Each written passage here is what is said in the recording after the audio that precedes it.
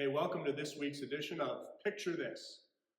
In this episode, we're looking at Picture This: time as money seasoned with salt.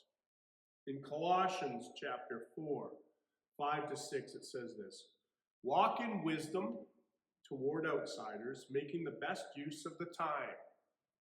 Let your speech always be gracious, seasoned with salt, so that you may know how you ought to answer each person. So, in a world where there's a lot of noise, division, skepticism, how we live and how we speak can affect either the ability to attract people to Christ or to push them away. Paul closes his letter to the church in Colossae with practical challenge. Walk wisely, speak graciously, represent Christ well to the world. The passage really is a blueprint for our Christian witness. Not just in what we preach, but how we live our lives and how we interact with others. So Paul reminds us that people are watching. Outsiders refers to those who just have not come to Christ yet. Our actions can either build a bridge to the gospel or can create a barrier to the gospel. So what does wise look like? If I'm to be a wise person or act in a wise manner, what does that look like? A few things: integrity in my business, in my relationships, in my decisions, compassion from the broken and for the broken, the marginalized, the hurting, and the lonely, and consistency between my faith, what I claim, and my daily living, how I live. So the principle here is you may be the only Bible someone ever reads through your actions and through your words. Number 2, time as money. Make the most of every opportunity. Exagorazo is used 4 times in the New Testament, and it's translated making the most, or to redeem, or to be redeemed. Of this word is to buy up, and it is the meaning here in Colossians. And it parallels another passage in Ephesians chapter 5:16. It means to gain something, especially an advantage or an opportunity, to make the most of. To make the most of every opportunity. It's interesting that there are 1,440 minutes in a day. There are approximately 525,600 minutes in every year, and approximately 40 million minutes in the average lifespan. So I am 55 years old. I've spent approximately 29 million minutes that I can never get back. So I, on average, have approximately 10 million minutes remaining. And yet I'm not guaranteed even one more minute. Make the most of every opportunity means that we are to take advantage of any opportunity that comes our way.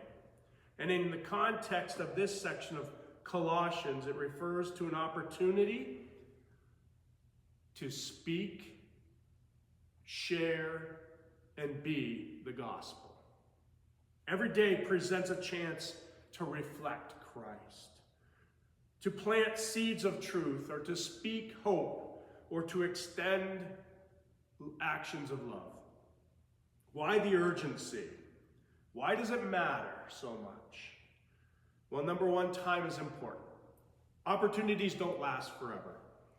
Time is short. Number 2, eternity is long. Number 3, time is lost. And number 4, people need hope now. We recognize that when we talk about the minutes in a day, we have 1,440 minutes to spend each day. We can't carry any of those minutes forward into the next day. We can't use up any other minutes other than what we've been given in each day. And once they're spent forever. And so it's important that we are on alert, that we are intentional, rather than being distracted or passive, making the best use of the time that we have. Can also be translated making the most of every opportunity, or the English word opportunity comes from the Latin, and it means toward the port. It suggests a ship taking advantage of the wind and the tides to arrive safely in the harbor. The brevity of life is a very strong argument for making the best use of every opportunity God gives us. So what are ways that we seize the opportunities? Seize the day. A kind word at work, to a neighbor, someone on the street, in line at the bank. Maybe offering to pray for somebody in need. Maybe a conversation with your neighbor. Or maybe it's inviting someone to an event or to church. Ephesians 5:16, making the best use of the time because the days are evil. Lastly, let your speech be full of grace and seasoned with salt. So let your conversation be always full of grace, seasoned with salt. Paul moves from our conduct to our conversation. Or said another way, he moves from our walk to our talk.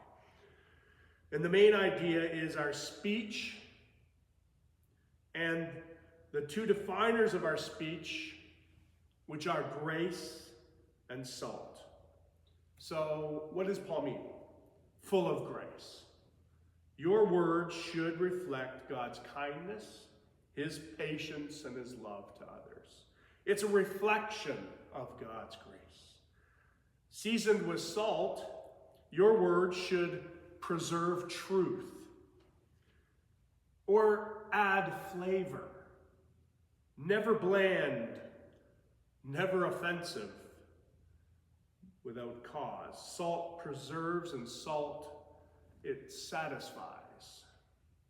Paul turns from the believer's walk to his talk. Our talk should match our walk, and it should always be spiritual, winfully pure.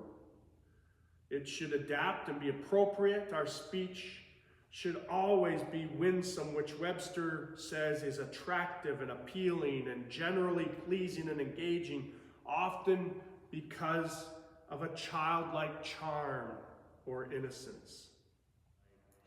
Graceful speech is not soft on truth, but it is strong in love. Do your words build up, or do they tear down? Do they bless, or do they belittle?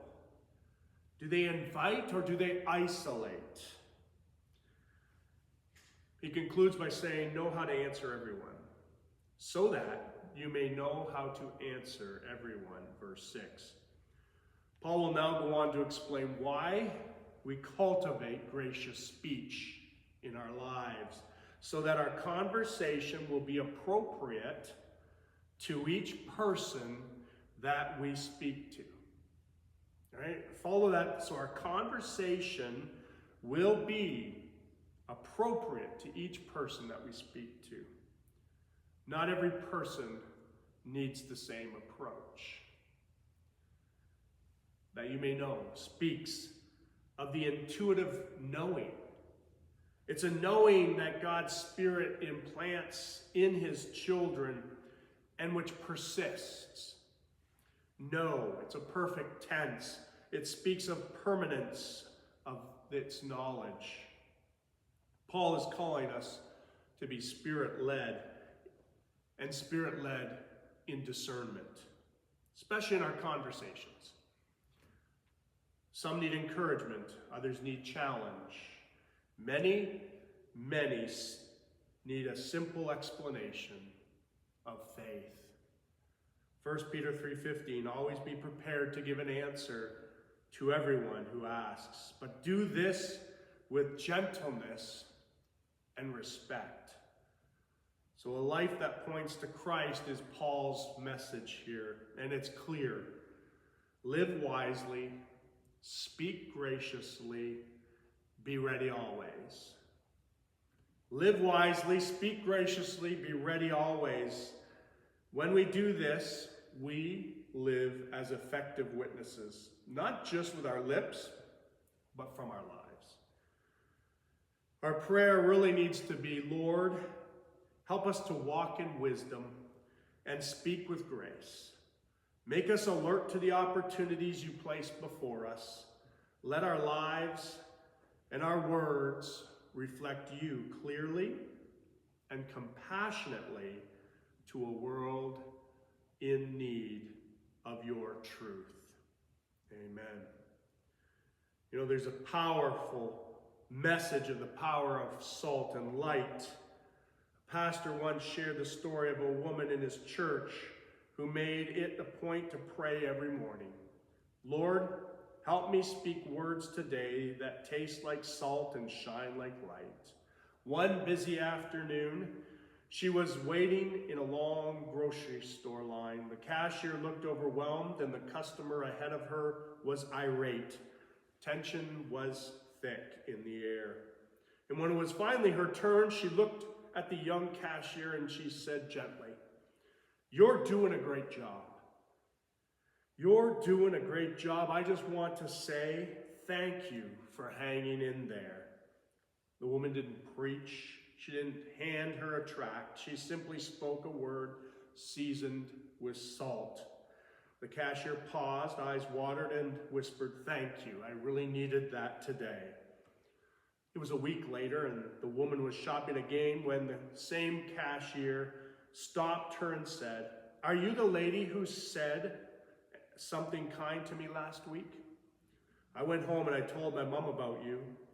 She said you sounded like somebody who really knows Jesus." That is what Paul is communicating to us. You know, time is money. Time as money. We look for every opportunity and to make the best of every opportunity. And yet, in our conversations, may they be seasoned with salt, gracious, patient, loving, and kind to everyone. Thanks for joining us in this episode of Picture This, Time as Money. God bless.